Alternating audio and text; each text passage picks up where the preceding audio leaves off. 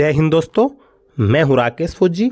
दोस्तों, आज के वीडियो में हम चर्चा करेंगे एसएससी जीडी के थ्रू जिन जवानों का सिलेक्शन सीआरपीएफ के अंदर हो जाता है, तो सीआरपीएफ के अंदर एसएससी जीडी के जवानों की जॉब प्रोफाइल कैसी रहनी होती है, यानी कि उनको क्या क्या ड्यूटी करनी पड़ती है, कितने घंटे की ड्यूटी करनी पड़ती है, कितना रेस्ट मिलता है, एग्ज़ाम की तैयारी करने के लिए पढ़ने का मौका मिलता है कि नहीं मिलता है, यानी कि एसएससी जीडी के थ्रू सीआरपीएफ से जो जवान भर्ती होते हैं इसके संबंध में, उसकी जॉब प्रोफाइल के संबंध में पूरी जानकारी आपको इस वीडियो के माध्यम से मिलने वाली है। अगर आप चैनल पे पहली बार आए हैं, चैनल को सब्सक्राइब जरूर कर लीजिएगा, वीडियो को लाइक नहीं किया तो लाइक कर लेना। अगर आप हमारे टेलीग्राम ग्रुप से जुड़ना चाहते हैं, डिस्क्रिप्शन में लिंक है, टेलीग्राम ग्रुप से भी आप जुड़ सकते हैं।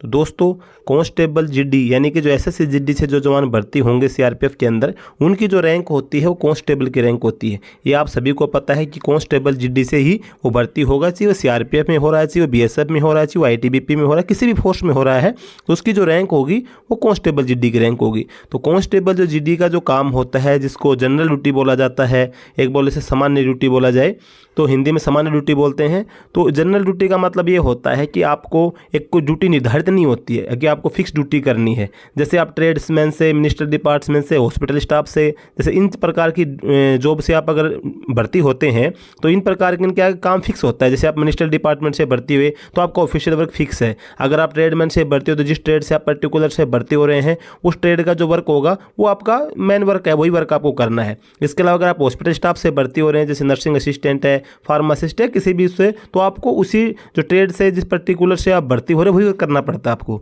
लेकिन जो जीडी का जो जवान भर्ती होता है उसका कोई एक वर्क फिक्स वर्क निर्धारित नहीं होता है कि उसको एक ही वर्क करना होता है, क्योंकि जीडी का जो जवान होता है वही मान के चलो कि जीरो से लेके हीरो तक का जो वर्क होता है वो जीडी का जवान करता है। एग्जाम्पल के लिए हम मान के चलते हैं, जैसे कहीं भी आपकी जैसे ट्रेनिंग के बाद आपकी पोस्टिंग हो जाती है तो उसके अंदर जैसे जिस कैंप में आप पदस्थ हुए हैं वहाँ पे उस कैंप की जो सुरक्षा करनी है, कैंप सिक्योरिटी करनी है, उसकी जो ड्यूटी करेगा वो जीडी के जवान करेगा, और ख़ास करके कांस्टेबल। इसके अलावा अगर किसी बाहर आपके जैसे किसी हार्ड एरिया में आपकी पोस्टिंग हो जाती है तो जैसे आपको ड्यूटी करनी है कि आपको ऑपरेशनल ड्यूटी करनी है नक्सलियों के विरुद्ध, आतंकवादियों के विरुद्ध, तो उसमें भी जो जीडी का जवान होगा वो आगे रहेगा, तो ये ड्यूटी भी हो जाती है। इसके अलावा जैसे कैंप मेंटेनेंस होता है, मतलब जहाँ पे आप रहते हैं वहाँ पे रहने के लिए जैसे साफ़ सफाई का ध्यान रखा जाता है। वैसे सफाई कर्मचारी होते हैं, लेकिन जैसे कहीं कहीं पर जैसे कैंप बड़ा है तो बड़े कैंप के अंदर जवान ज़्यादा रह रहे हैं तो उसके अंदर सफाई कर्मचारी पूरे कैंप को मेंटेन नहीं रख सकता है। तो जैसे कुछ जैसे कैंप के अंदर घास हो गया है, कोई पेड़ गिर गया है, कुछ पेड़ लगाने हैं, नए पेड़ लगाने, पेड़ों में पानी डालना, मतलब एक प्रकार से जो कैंप का जो मेंटेनेंस होता है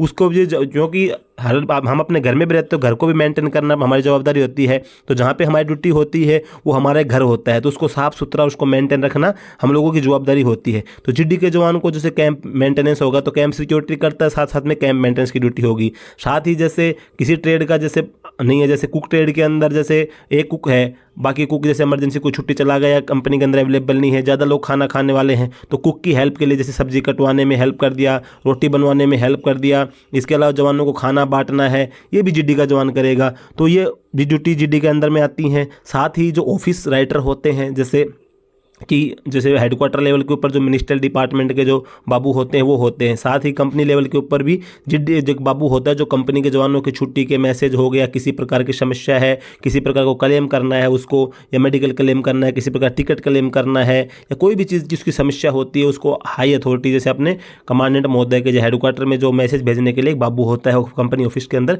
तो उसकी जो ड्यूटी करता है वो भी जीडी का जवान करता है।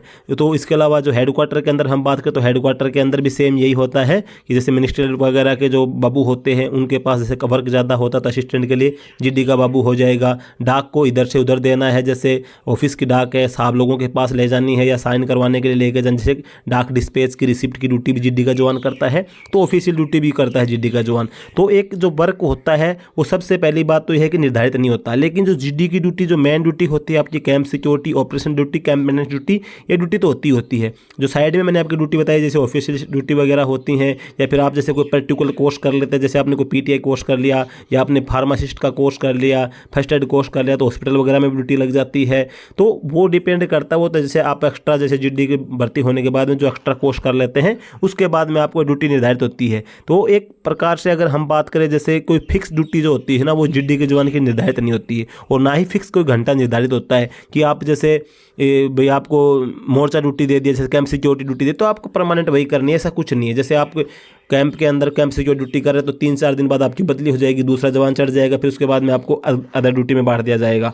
तो ये एक प्रकार से ये कोई फिक्स ड्यूटी नहीं होती है। हालांकि अगर घंटे की हम बात करें ड्यूटी की, तो आपकी 8 घंटे से ज़्यादा ड्यूटी लगभग नहीं हो पाती है। अगर आप कैंप सिक्योरिटी ड्यूटी में रहते हैं तो 24 घंटे में 3 जवान रहेंगे, तो 8-8 घंटे आपकी ड्यूटी आएगी, तो 8 घंटे की ड्यूटी पड़ती है। अगर वैसे नॉर्मल में आप रहते हैं, कैंप सिक्योरिटी ड्यूटी में नहीं, किसी प्रकार के ऑपरेशन में जाते हैं, वो डिपेंड करता है कि आपकी जो तैनाती किस एरिया में, जैसे ऑपरेशन एरिया में आपकी ड्यूटी होगी तो ऑपरेशन जब जाएगा तो उसमें कोई फिक्स टाइम नहीं होता है। कोई ऑपरेशन 48 घंटे का भी हो जाए, 24 घंटे का भी हो जाए, 12 घंटे का भी हो, या नॉर्मल छोटा मोटा ड्यूटी हो आपका, तो वो सब ड्यूटी भी फिक्स टाइम होता नहीं है। लेकिन जो आप कैंप सिक्योरिटी ड्यूटी करते हैं उसका फिक्स रहता है। कहीं पे ज़्यादा आदमी रहते हैं तो वहाँ पे 6 घंटे नहीं तो 8 घंटे आपकी ड्यूटी रहती है। इसके अलावा उसमें यह है कि आपको सीआईएसएफ वगैरह के अंदर कैंटीन 8 घंटे ड्यूटी करते हैं, लेकिन सीआरपीएफ में कैंटीन नहीं होती है। या तो जैसे आपकी 2 घंटे ड्यूटी आ गई, फिर 4 घंटे आपका रेस्ट आ गया, फिर 2 घंटे ड्यूटी आएगी, फिर 4 घंटे रेस्ट आ गया, या कहीं कहीं पर ऐसा है कि आपने 3 घंटे ड्यूटी कर ली, 6 घंटे रेस्ट होगा, फिर 3 घंटे ड्यूटी कर ली, फिर 6 घंटे रेस्ट हो गया।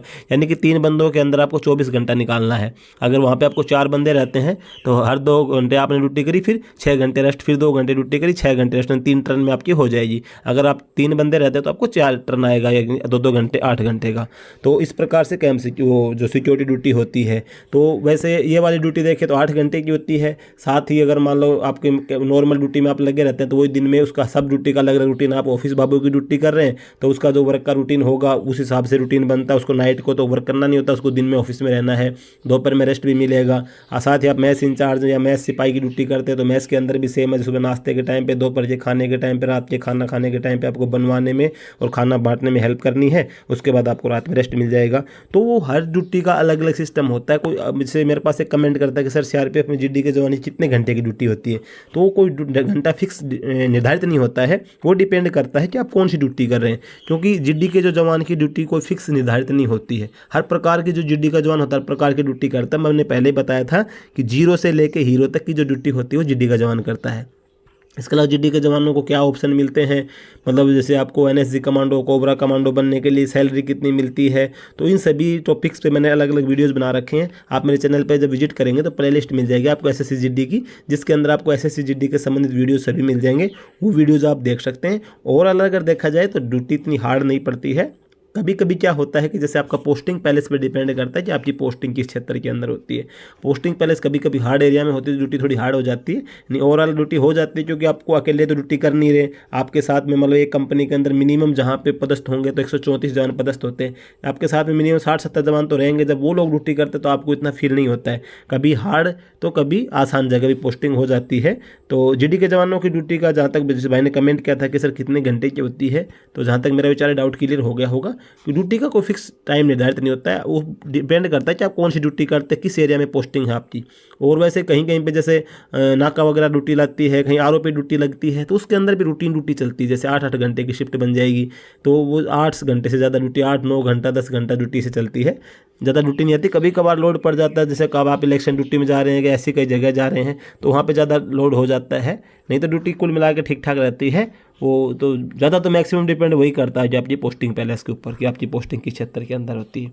वैसे ओवरऑल ड्यूटी बढ़िया है। आप अपने अच्छे से एग्जाम की तैयारी करें एसएससी जीडी की, और आप अगर सीआरपीएफ के अंदर भर्ती हो जाते हैं तो आपके पास में ऑप्शन रहता है। पढ़े लिखे हैं तो आप हेड कांस्टेबल जीडी में जा सकते हैं, एचसीएम में जा सकते हैं, स्टेनो बन सकते हैं। इसके अलावा आप सब इंस्पेक्टर जा सकते हैं, या फिर आप सिविल में किसी प्रकार का एग्जाम दे के आप सीआरपीएफ को छोड़ के जा सकते हैं।